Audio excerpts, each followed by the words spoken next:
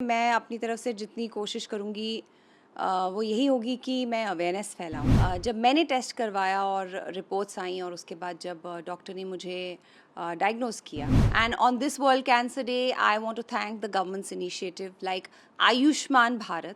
Cancer affects millions of lives every year by providing accessible and affordable healthcare. दुनिया भर में हर साल 4 फरवरी विश्व कैंसर दिवस के रूप में मनाया जाता है। इस दिन को मनाने का उद्देश्य लोगों में कैंसर के प्रति जागरूकता बढ़ाने और इस बीमारी से लड़ने के लिए वैश्विक स्तर पर प्रयासों को मजबूत करना है। कैंसर आज दुनिया भर में मौत के सबसे बड़े कारणों में से एक है।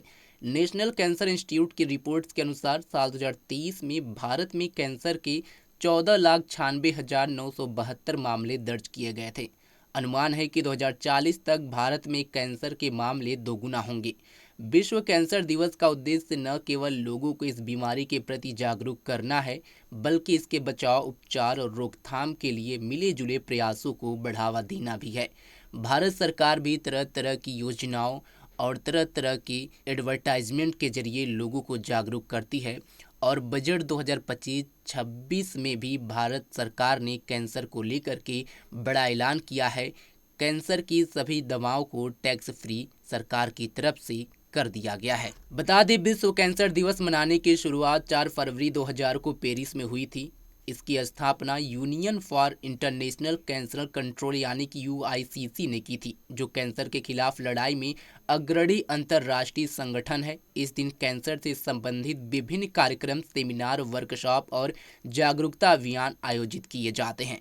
और इसी कड़ी में भारत की 2 अभिनेत्री ऐसी हैं जो कैंसर जैसी घातक बीमारी से जंग लड़ी और इस बीमारी को मात देने में भी समर्थ रहीं। और आज कैंसर दिवस के मौके पर इन दोनों अभिनेत्रियों ने अपने जीवन का वो दौर लोगों से साझा किया है जब वो इस घातक बीमारी से जंग लड़ रही थीं।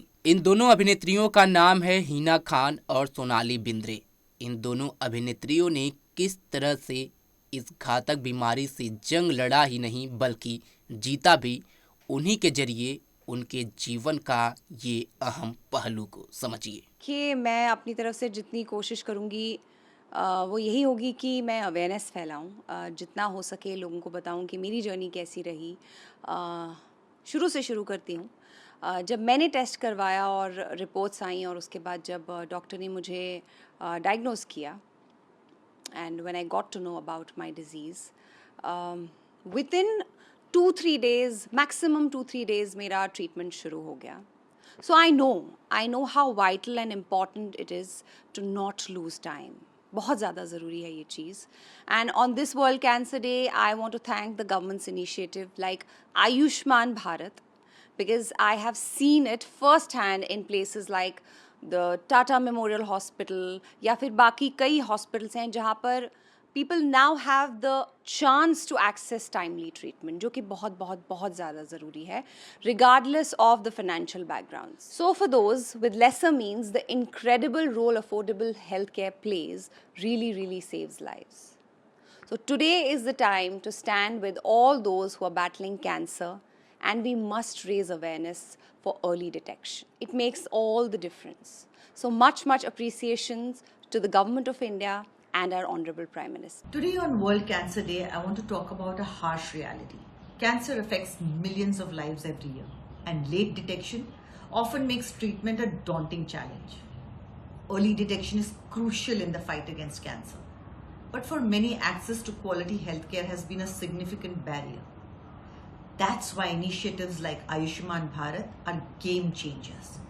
By providing accessible and affordable healthcare, countless families can now seek timely cancer treatment and, crucially important, early detection. The impact is real. Financial barriers are being broken and people are gaining the confidence to fight cancer.